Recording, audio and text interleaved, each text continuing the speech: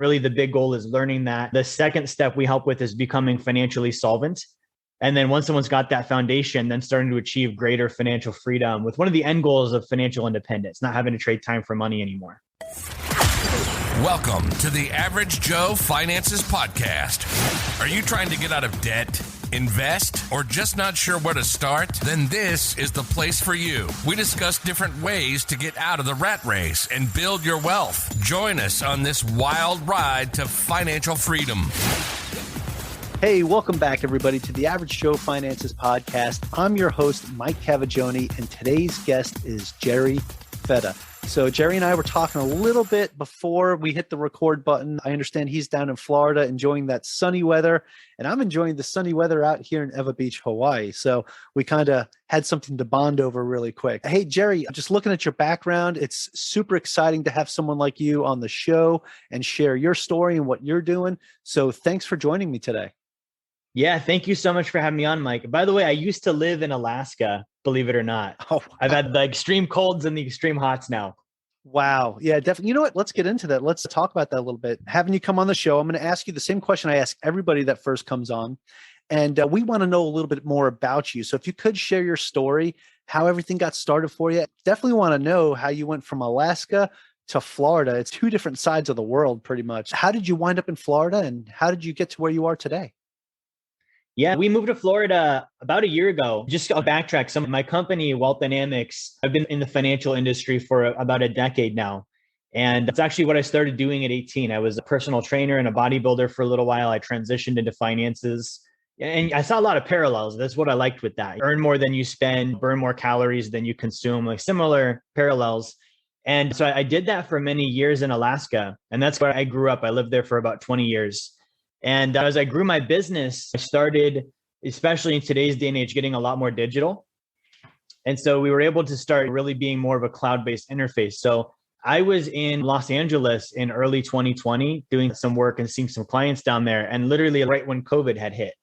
So we got stuck in LA for a year, and we were just intending on visiting for a little while. We were stuck there for a year. And then during that year, we realized that we don't need to go back to Alaska. We can run this business from anywhere. It's one of the benefits of passive income and residual income and having an online business is you can do it from your laptop, and there's a lot of freedom. So we just thought about where would we like to go? And Florida was what came to mind. And that's when we moved over about a year ago. And we've been here since, just enjoying the sunshine and growing our company down here. Oh, right on, man. That is like the ideal way to do things. That's the whole idea behind building passive income and building your wealth, is so you can have that freedom to do things like that. And I think that's the biggest goal for most people, is that they want to have that freedom to be able to live where they want and be able to just live this life of enjoyment and fulfillment and not have to worry about, can I put food on the table at night? So that's pretty awesome, man. Now, what is it that you currently do in your own personal financial freedom journey? I know you said you run Wealth DynamX, right? So what is it? So is that company still Alaska based, or has it moved to Florida with you? So it's still an Alaska-based LLC, and we've got an expansion and an LLC now in Florida as well. But our staff are all here in Florida. We've got some throughout the United States. So we don't have anyone in Alaska now but clients. And so that's our main headquarters, I would say, is in Florida. And the main thing that we do is we help families and individuals, number one, become financially educated and financially literate, but with the real truth about money. When I was a financial advisor, there's one side of finances that you learn that's on CNBC, and you're going to hear from all the financial professionals and experts. And then there's what the wealthy actually do. And so for me, that was a hard learning curve on learning it the retail way, is what I call it, mainstream, and then figuring out behind the scenes what actually happens and realizing that those aren't the same thing. So we teach clients and families that. And really the big goal is learning that. The second step we help with is becoming financially solvent. And then once someone's got that foundation, then starting to achieve greater financial freedom with one of the end goals of financial independence, not having to trade time for money anymore. I absolutely love that and respect that. That is exactly what we're trying to do here with Average Joe Finances as well, is promote financial literacy and show people that there are so many different ways for you to build your wealth and get yourself out of that rat race. So that's awesome, man. So I'd like to talk about that a little bit, because you had mentioned like you have the mainstream way, and then you have like the behind the scenes, like what's really going on. And I would say that I would argue that that's, hey, this is what the top 1% do. So how does somebody build wealth like the top 1%? So that's a great question. And there's a lot that goes into that. So again, I was a mainstream financial advisor when I first got started, and I did that for many years. I was endorsed by Dave Ramsey. We were in like 8 different states at that time. And so I was very ingrained in the retail or mainstream method of put everything in a retirement account and buy your mutual funds. And hopefully when you're 60, you've got enough there and you've paid off all your debt. And what I noticed was when I looked at certain wealthy people, they didn't have anything to do with that system. Like they weren't interested in the financial products and the mutual funds. They were doing something else. And I decided to start looking and pulling that string on, okay, well, what are these people doing? And so for me, when I started looking at, okay, what do the wealthy actually do? The best thing I was able to do is just go study their biographies. And so I started reading biographies on guys, John Rockefeller, Andrew Carnegie, JP Morgan, some of these big historical names in finances. And I started seeing a lot of commonalities. And one of those commonalities was they might have owned banks and Wall Street firms, but they didn't use those products and services themselves. They offered it to other people. They did other things entirely. And that was where I started my trail on, okay, what do I need to be doing? And what does the average person need to be doing? Yeah, that's a great point, man. It's actually, so I'm doing something myself right now. So I'm sure you know what velocity banking is, but I'm doing that right now. I basically turned my home into my own bank, and I utilize a HELOC to pay off debt, pay down my mortgage a little earlier. And I've even used it to invest in some syndications as well. So there's this versatile use that I have with it, which has just been pretty awesome. I would have never thought to do something like this if I would have stuck with this mainstream way of thinking that, oh, I need to save up this money and then I need to invest it into some index funds and something safe so that I can retire when I'm 65. Man, 65, that's too old for me, man. I need to reach financial independence way before that. So what are some ways to do that?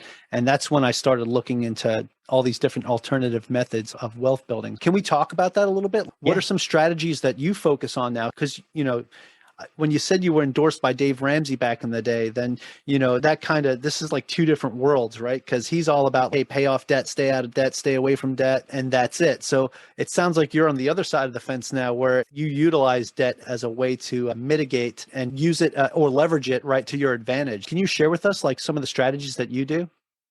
Yeah, for sure. So it really is. You've got the Star Wars stuff in the background. It's like going to the dark side, going from Dave over to the dark side of the Force. I love it. I love it. Exactly. So I did a lot of that stuff for many years. The strategies that I use now they almost all fly in the face of that. And it's not even intentional where it's like, hey, I'm intentionally going to do opposite of all the things I learned. It was, again, studying and seeing this is actually what the wealthy are doing. So one of the big concepts that I use is actually, ironically, using whole life insurance as a bank. But back in my Dave days, the whole life insurance was the devil. If you've ever seen Waterboy, Mama says whole life insurance. Dave says whole life insurance is the devil. It's like foosball. Exactly. So I use that regularly now. I do a lot of investing for passive income. I'm very big on private lending and seller finance. But again, so when I look at the wealthiest, some of the wealthiest out there are banks and bankers. And so I just look at how many loans do they have out there. And those are all truly passive income sources. And so I'm really big on that. I love the HELOC strategy. I also do a lot of buying gold and silver. Similarly, you can collateralize that as an asset and borrow against that too. And so I'm always looking at A, I want to earn a lot of income. B, I want to store it in real assets, real stores of value.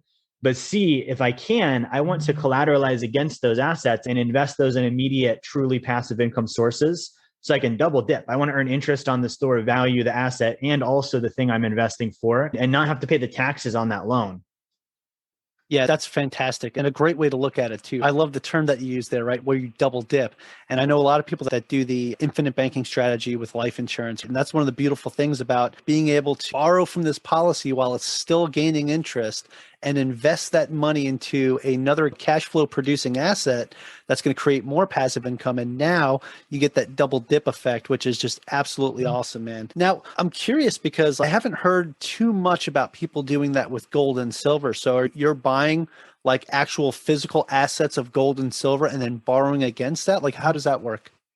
Yeah. So this was one that was a very similar concept. When I was starting to research what do the wealthy do, one of the stats that I saw was that the United States Central Bank, the Federal Reserve Bank, they still own like the majority of the gold in the entire globe. So they have almost $500 billion worth of gold. It's about 216 million ounces. And so they have that as a store of value. They do things like leasing it out to others. And so when I started looking at this, I realized you can actually borrow against gold. You can do a collateralized loan. There's certain banks you've got to do this with, but you can usually borrow about 75% of your value. The interest is very similar to life insurance. It's about 5 or 6% interest. Over the long haul, I know my gold is going to appreciate at 8 to 10% a year. It's been doing that since the 1970s when it became legal to own again.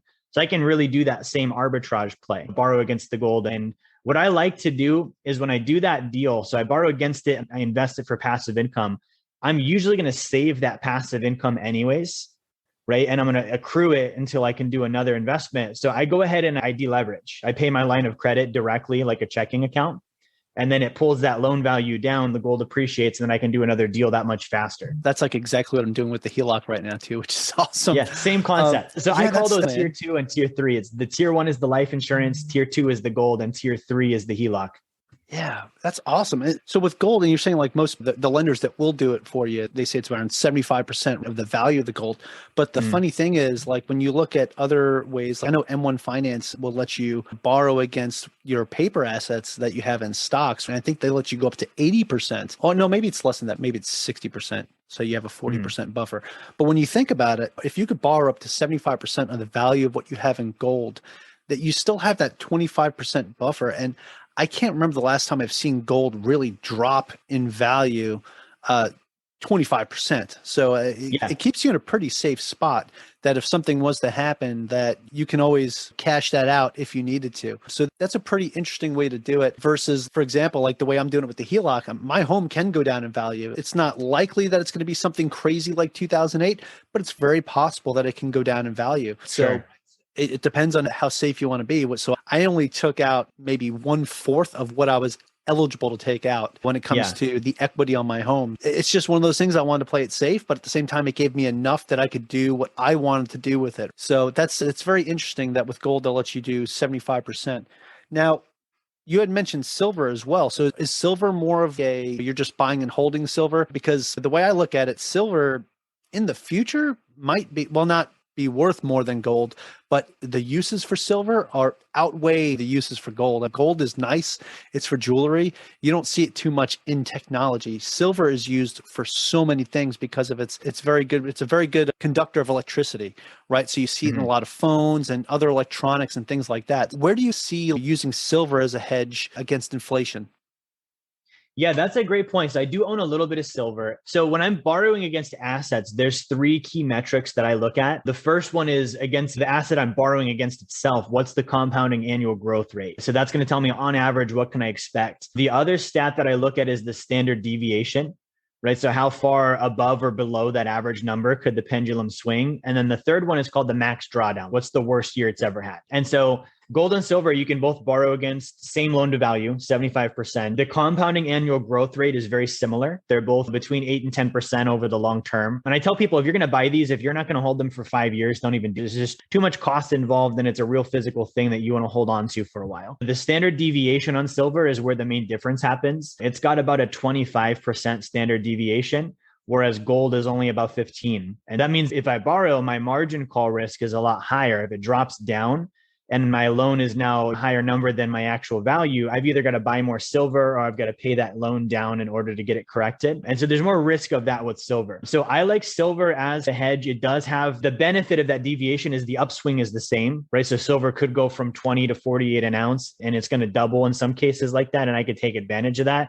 With gold, we're not going to see it in a year go from 2,000 to 4,000. It's going to be a slower, more steady increase. So that's where I see that. But one unique thing that I didn't know until I started studying this years ago, silver is actually a byproduct of gold mining.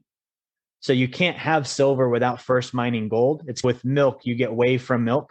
And so that's the same kind of refining process. Silver comes out of that refining process. So they're going to go hand in hand. But the big thing I look at there is even just as a store of value, Mike, there's only enough gold in existence for everyone on the planet to own 1 ounce. There's only enough silver in existence for everyone on the planet to own 8 ounces. That just shows you the scarcity behind both of those assets. And like you said, the uses continue to grow. I just saw an article the other day. They're using gold to cure cancer now. If you inject the cancer cells with gold, It kills it off like chemo does without any of the risks of chemo. With silver, Tesla is going to be using a ton of silver for their cars. So the demand is definitely there. Yeah, that's a great point. I had no idea that gold could possibly have some type of medicinal properties to it, man. That's mind blowing, Jerry. It is. And they wow. use it for that. And they've used it for dentistry for a long time too. Gold fillings and different things. Definitely seen that before. I grew up in New York, man, for sure. I saw gold fillings and gold teeth all the time, for sure. Yeah. Oh, right on, man. That is so cool. I had no idea. And yeah, definitely silver for sure with electric car, not just Tesla, but just electric EVs in general. And they're also now with hydrofuel cells that they're trying to work on, which is going to be another way, but they need to be able to conduct electricity really well with that. And what's going to be needed for that is silver.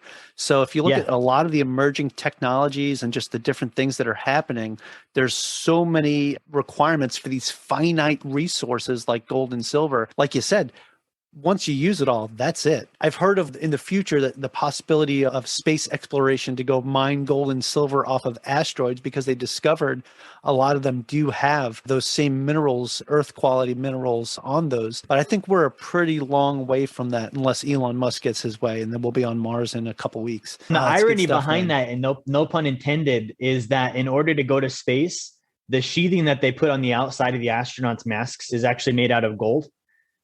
So you can't go to space without gold. You have to have that to go to space to get the gold or get the silver. See, that's all interesting stuff, man. Definitely. It's the things that you don't think about that are tied so closely to these precious minerals and resources that we have. So I want to touch on something else that involves the top 1%. And it was one of the topics that you had listed for us to discuss. This one might be a little triggering for some people, but at the same time, I think it's a very important thing to understand and to know because this is something I use as a strategy as well. But how do you go about not paying taxes or paying very little taxes? I know that's one of the topics that you wanted to discuss. And I definitely want to touch a little bit more on this because the stuff that we talked about, there is some tax mitigating there, but not as much as what I would say you would get in real estate. So I wanted to see where your mind was at with that.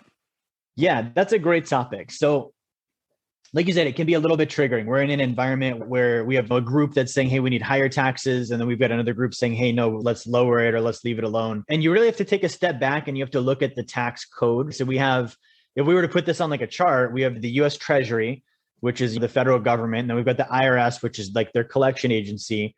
And then we've got the Federal Reserve Bank. And the tax system, a lot of the income tax that we get actually goes to service those loans, to pay our debt, to pay the interest on that debt. Very little of it goes to things that we think it would go to, like roads and different things, schools, et cetera. A lot of it's interest on debt. There might be there's a lot of war expenses. That's usually a big one and different costs associated. But the tax code itself is really what we have to look at. So the code, if you look at just code, not like the case notes and different things, there's, I believe, 6,000 or 7,000 pages of just straight code. And so that's the entirety of the tax code. Only about 0.50% of that has to do with the paying of income tax. There's only 50 or 60 pages that say, here's what you've got to pay, which means the rest of the code is clarifications on ways not to pay taxes, which is very interesting because we think about taxes, we're like, why would there be a code? And the majority of it is ways to not pay. And then you have to look at who wrote the code, right? So the Internal Revenue Code, it gets passed by Congress. If you look at the net worth of most Congress members, many of them are in the top 1%. And then the other people that influence the Internal Revenue Code is actually lobbyists, and lobbyists work for giant corporations. So the top two groups that influence what's in the tax code are in the top 1%. They're incentivized to not have to pay taxes on all of their assets and all of their wealth. So the thing that I tell people is it's a knowledge thing. I can feel triggered by it, or I could be like, okay, it's there. I just don't know something. There's things in there that other people know that I don't know yet. I need to find either a professional that can help me, or I need to dive into that code and figure it out. And that's it. There's thousands of ways not to pay taxes, and it's all in that code. It's all legal. And it's mind blowing when you see some of the stuff out there. Yeah, absolutely. It's funny because I recently was just audited by the IRS. It was actually on my 2020 tax return. And congratulations, by the way. Oh, thanks. Yeah. Yeah. But the thing was, and I didn't expect this, but they actually owed me money. And they sent me a letter in the mail and said, hey, we reviewed blah, blah, blah, blah, blah. You paid this much. You really should have paid this much. So we owe you $2,600. So I'm like, what? And next thing I know, like literally a couple days after I got the letter in the mail, I got a check. And I'm like, okay, I thought I was going to get a letter saying I owed them more money. So it was very interesting. Not what I expected. But the thing is, it's funny because it was something I missed with one of my properties, something I guess I forgot to claim or something. Because for the longest time, I've been doing this myself. And like this year, I'm hiring a CPA because it is just too complicated for me at this point. But it was little things like that, just things from the tax code that I was able to benefit from, such as owning real estate and being able to claim some of the depreciation on different parts of the real estate that I own. And now investing in multifamily assets, I get to get this advanced depreciation with these cost segregation studies, which really help you take a huge loss. It's the little things like that. I get it. Some people are like, hey, that's not cool. You're not paying your fair share, but really you are, because when you're buying these assets and you're buying like real estate or other things like that, you're creating jobs, you're creating a livable area for people, affordable housing, and then making it so that those tax dollars are still getting put into the system. So there's little things like that. Trust me, I'm paying my fair share. And it's just something I wanted to touch on a little bit because, like you said, you've got these two opposing sides that are making these arguments about why people should pay more, why we should leave it the same, or why people should pay less. It's very interesting when you look at the tax code, like you said, and there's more clarification in there to help you pay less in taxes than there are saying, here's what you actually need to pay based on the bracket that you're in. So it's wild. And I think it all has to go back to your mindset. And I think that's where your focus is when you're talking to people about this, but building their financial literacy and understanding these things is changing your mindset, changing the way that you look at this. Because if you would have asked me 10 years ago, I would have never looked at it this way. I would have never thought I could save money on my taxes because I bought some properties. You know what I'm saying? Things like that are interesting. And I'm glad that you're out there putting out this information and sharing this with people so that they can get a better understanding themselves. Yeah, absolutely. Definitely. Thank you. And a big thing to add to that mindset too is when the government creates a tax code that gives you an incentive, it's either because A, they want to use it themselves or got lobbied in, or B, it's their way of outsourcing, right? Like they're looking at it and saying, okay, we could turn this into a government agency to create more housing, right? Or we could give a tax benefit to the investor and have them do it. And then they create more housing, or they create more jobs, or they invest in oil and gas or electric vehicles or solar. And so we're going to incentivize them to do it by giving them tax breaks. And it's like their way of then hiring and outsourcing that to the private sector. Yeah. And the best part of that is now you have these private entities doing it, which we all know when you leave the government up to something, it's not going to be that great. Where if you let these private entities and companies or people and investors go out there and do it, you're going to get a better end product. You're going to get a better, more livable apartment or home versus the government doing it themselves. Because let's face it, they're trying to save as much money as possible while doing what they do. That's a huge point. Definitely appreciate that. Okay, cool. So I want to shift focus a little bit and talk about, besides just the tax piece of it, what else can you do to hedge against inflation? Like we talked a little bit about gold and silver. What are some other ways? Like, actually, I want to ask you how you feel about this, because I know you like to focus on hard assets. How do you feel? Because like right now, I bonds, for example, are over 9%, I think, going now until October. So at the time of this recording, it's over 9% to buy I bonds. How do you feel about something like that, which it's government subsidized? We'll get back to the show after a brief break. What's going on, everybody? So today I want to talk to you about Wealth Tender. If you are a finance content creator, whether that's a blog, a podcast, you're a financial advisor or a financial coach, I highly recommend you check out Wealth Tender. Wealth Tender is building a database of all the top finance blogs, podcasts, and the financial advisors and financial coaches that they have on there are vetted and top-notch. So we actually had the pleasure of hosting Brian Thorpe, the CEO and founder of Wealth Tender, on Average Joe Finance's podcast, episode 25. Go check out that episode, listen to his story, and listen to him talk about the database that he's building. It's really phenomenal stuff. So if you're interested in checking out the directory, or if you're a finance content creator and you're interested in joining up with the directory, go to the link below in the show notes, or check out www.averagejoefinances.com/wealth tender. What if I told you that you could be debt-free in 5 to 7 years? Hey, it's Mike Cavaggioni with the Average Joe Finances podcast, and I partnered with the Shred Method to help you pay off your mortgage fast. I personally used this method and was able to invest in 2 large multifamily apartment deals, pay off almost $30,000 in home renovation debt, and pay down a large chunk of my mortgage all within 3 months. I am confident in the Shred Method because it works. Did you know that you can eliminate your mortgage with the power of a simple tool called a HELOC? You can learn more about all of this at theshredmethod.com/averagejoefinances. And if you use that link, you're going to save $200 off of your initial cost. Again, this is something that I know works because I use it myself. And that's www.theshredmethod.com/averagejoefinances. Or just click that link below. Let's get back to today's episode. Yeah. So I think for investing in anything, it comes down to, for me, like it comes down to 6 different points. So the word investing at its root, the etymology, that word means to clothe your capital, right? So it's literally like you're putting clothing on your money. And so I just think common sense. I grew up in Alaska. I'm a common sense guy. So when I wear clothing, if I clothe myself, I'm not going to wear things that I don't like. I'm not going to wear things that I don't understand. I'm not going to wear things that don't fit me as a person. I'm not going to wear things that don't fit the occasion that I'm going to be using them for. I'm not going to wear, I'm going to wear vital clothing first. And then I'm also not going to overpay for clothing. And so the same rules would apply with my investing. If I don't like an investment, if I don't understand it, if it doesn't fit me as an individual, if it doesn't fit my goals, if it's not vital, like if it's not tied to something valuable that people are going to continue to pay for, whether the economy is up or down. And then lastly is that I'm not going to overpay. And so everything I do, I run through that filter. I don't like not having control. So I don't like digital and paper assets for that reason. And so it doesn't matter how big of a yield you wave in front of me. I can't check off that first box if I like it. And then because I'm not in control of it, there's always going to be some missing level of understanding. Unless they're fully disclosing to me all of the books and all of the financials behind everything, I'm always going to be the odd man out on that kind of investment. And so I might be able to say I understand, but do I really? And so that's where something like real estate, I can dive into a P&L. A life insurance company, they disclose their profit and losses on their website every year. I can look at that. And so that's a big part for me, is those 2 boxes would have to be checked. And I don't think I could do that on a bond like that. Wow. I just want to say that analogy, right, of clothing your capital.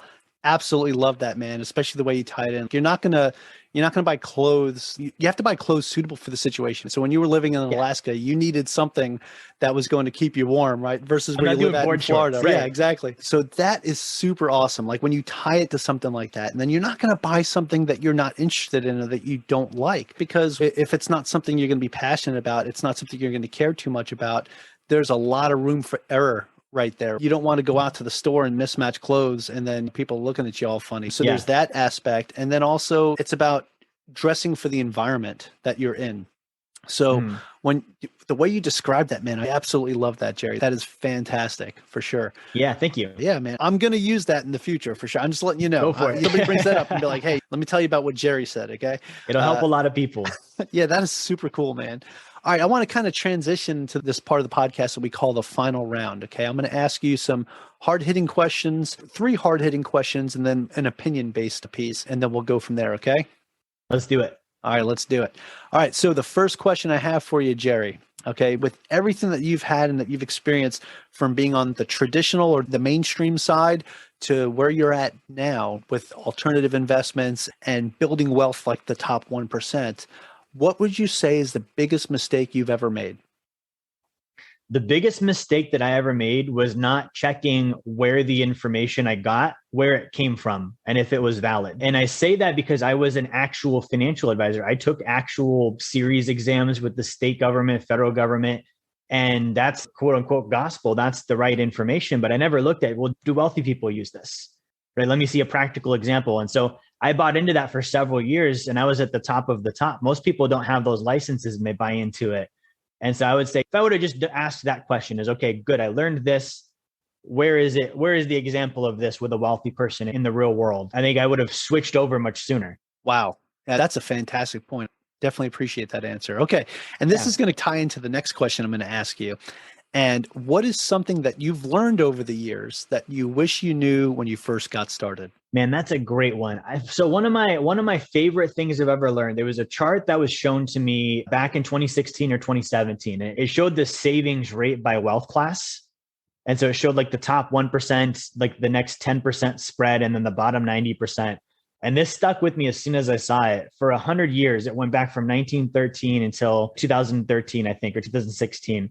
The top 1% saved 40% of their gross income, 40%. And it was like clockwork. During the up economies, they're saving 40. And then the Great Depression, the 1950s, those recessions and depressions, their savings rate would drop. And you could actually see where they were in good times, stacking it away, building liquidity. And then in bad times, they were going in and they were buying everything. So that stuck with me. And when I learned that, was like, if I knew nothing else, I need to go save 40% of my income. And that was for me the linchpin of, okay, this is how you get into the top 1% of wealth. Wow, that's significant. 40%.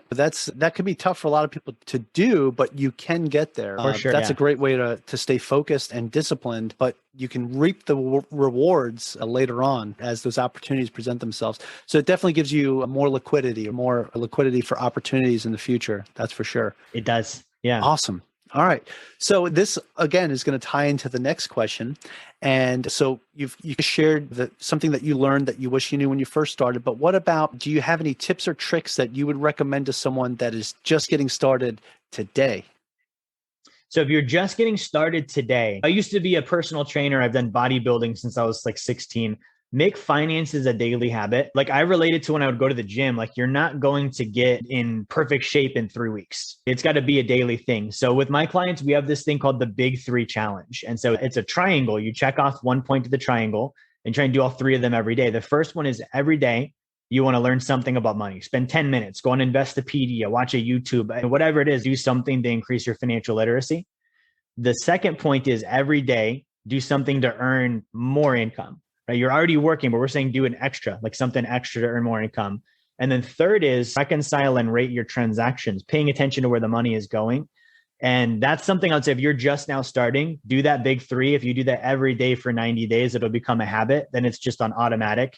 And that behavior will take you so far. Yeah, wow, Jerry, that is a fantastic point and a great tip for somebody that is just getting started today. Do that for 90 days and it'll become a habit. It'll just become second nature and just something that you put into your routine and do every day. I like how you tie when you first started off as a bodybuilder and doing as a physical fitness instructor and things like that as a coach, right? How you're able to tie that into finances and how like these different things can go hand in hand and why it's super important that these things are, or what makes them similar is your mindset, right? It's how you look at it and how you think about it, how you treat it, and also your relationship with it, right?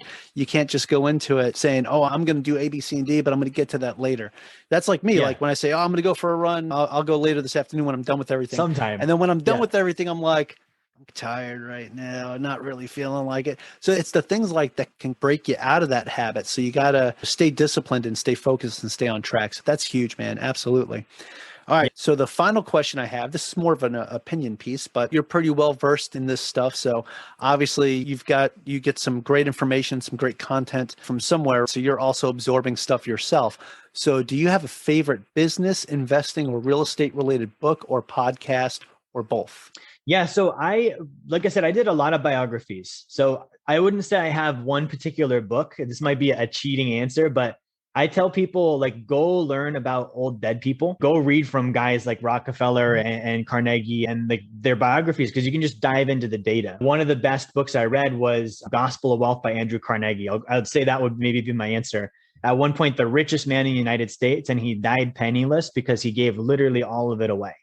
And before he was wealthy, he stated that's what he was going to do. He said, I'm going to become the wealthiest guy in the world and give it every penny of it away.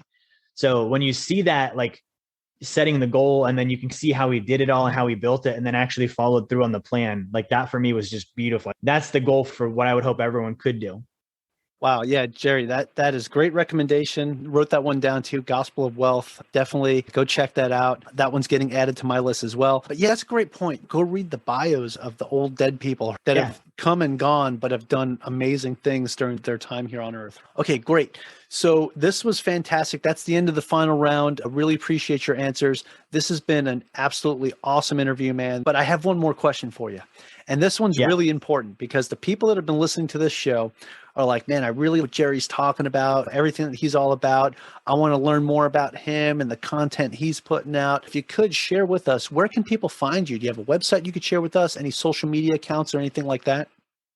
Yeah, so we're everywhere. I'll go ahead and give you on Instagram. So that's probably where I'm the most active. If you follow me on Instagram, just at Jerry Fetta, my first and last name. If you go to our site, I actually wrote a book about 2 years ago, and I can give you a free copy. This is called Blueprint to Financial Freedom. And maybe Mike could drop this in the show notes. If you go to jerryfetta.com/B2F, so it's B, the letter 2, and then F, sorry, the number 2, and then F, promo, and then you can get a free copy of the book. We've got a ton of free articles and blogs and different things on the website as well. Yeah, fantastic. So I will definitely have all those links in the show notes to make it easier for people to find you guys and to find you, Jerry, but also to find the wealth dynamics and everything that you guys are all about, because this is really good stuff, man. And I'm definitely going to go follow you on Instagram as well and absorb some of this awesome content that you're putting out, because that's what it's all about, man. I'm also a content sponge, especially when it's good information. I love to go out there and absorb as much as I possibly can. Definitely appreciate you taking the time to chat with me today, especially with the time difference. I know it's getting a little later there, even though you still got some sunlight, but I definitely appreciate you taking some time to chat with me today. Absolutely. Thanks for having me on. All right, brother. Aloha. Thank you for making it to the end of this episode. Greatly appreciate you being here with me today on the Average Joe Finances podcast. If you haven't done so yet, make this the episode that you go leave us a 5-star rating or subscribe to our YouTube channel. The Average Joe Finances podcast is for informational and entertainment purposes only. Have an outstanding day. Thanks for listening to the Average Joe Finances podcast, your source for beating debt, saving money, and investing. Learn more at averagejoefinances.com.